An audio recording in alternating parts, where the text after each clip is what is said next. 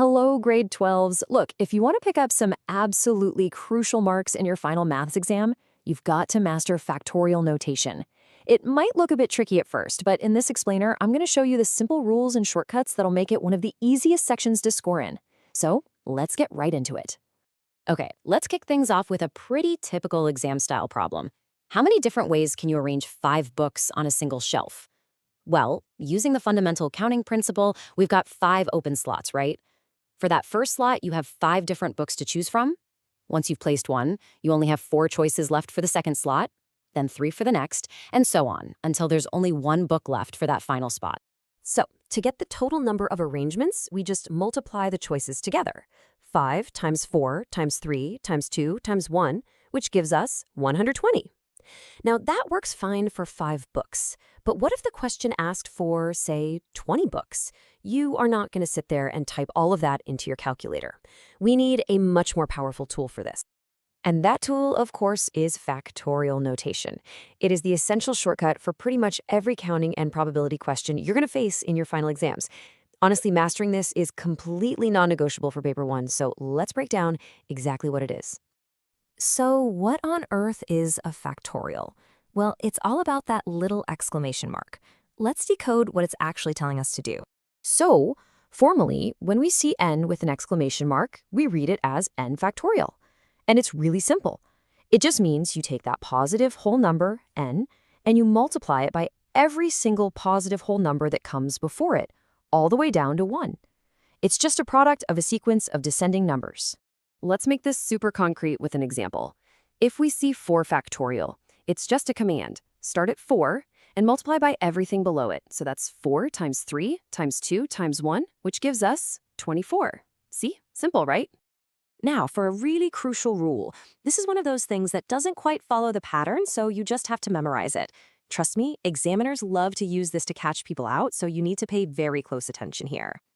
By mathematical definition, 0 factorial is equal to 1. I know, it feels weird, it's not intuitive, so don't even try to work it out from the pattern. Just accept it as a fundamental rule of the game. It is a very, very common exam trap, so please burn this one into your memory. 0 factorial equals 1. And that brings us to another major exam trap. You absolutely cannot distribute a factorial. Just look at the slide.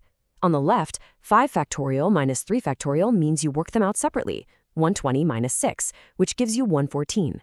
That is not the same as doing the brackets first, which would give you 2 factorial, or just 2. They are completely different answers.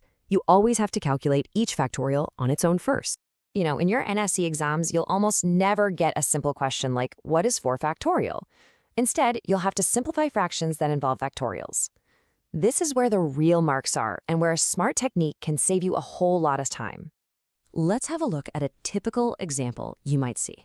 10 factorial divided by 8 factorial. Now, your first instinct might be to work out the huge number for 10 factorial and then divide it by the huge number for 8 factorial. Please don't do it. That's the slow, risky way. The smart move is to expand the larger factorial. We can rewrite 10 factorial as 10 times 9 times, well, what's left? It's 8 times 7 times 6, which is just 8 factorial. So 10 factorial is exactly the same as 10 times 9 times 8 factorial. You see the trick? This right here is the single most important rule for simplification, and you need to make it automatic. Always expand the larger factorial, but here's the key. Only expand it until you match the smaller one. That's the secret to making these problems really easy.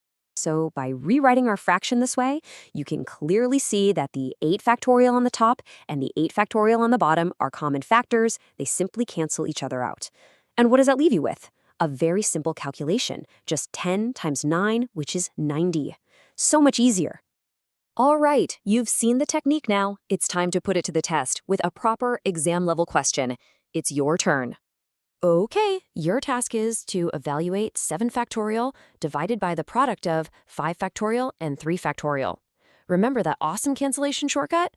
Go on, pause this explainer right now and give it a try before I show you the solution. Okay, welcome back. Hey, whether you got the answer or maybe got a little bit stuck, it doesn't matter. Let's walk through the solution together, step by step.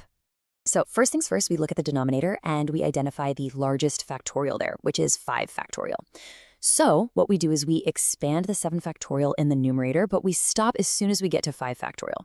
This gives us 7 times 6 times 5 factorial on the top. And now for the really satisfying part. The 5 factorial on the top and the 5 factorial on the bottom are common factors, so they just cancel out. This cleans up the problem beautifully, leaving us with a much, much simpler fraction. 7 times 6, all divided by 3 factorial. For the final step, we just expand that remaining 3 factorial in the denominator. We know that's just 3 times 2 times 1, which is 6. So now we have 42 divided by 6, and our final answer is 7. See? Once you know that cancellation trick, these questions become pretty straightforward. So you've got the calculation skill down now. But where are you actually going to use this in the final exam? Let's look at the bigger picture for a moment. Okay, think of factorial notation as the engine room for the entire counting and probability section in paper 1. When you need to figure out the number of ways to arrange items, which we call permutations, or the number of ways you can choose items, which we call combinations, the formulas you use are built directly on factorials. You literally can't answer those questions without this.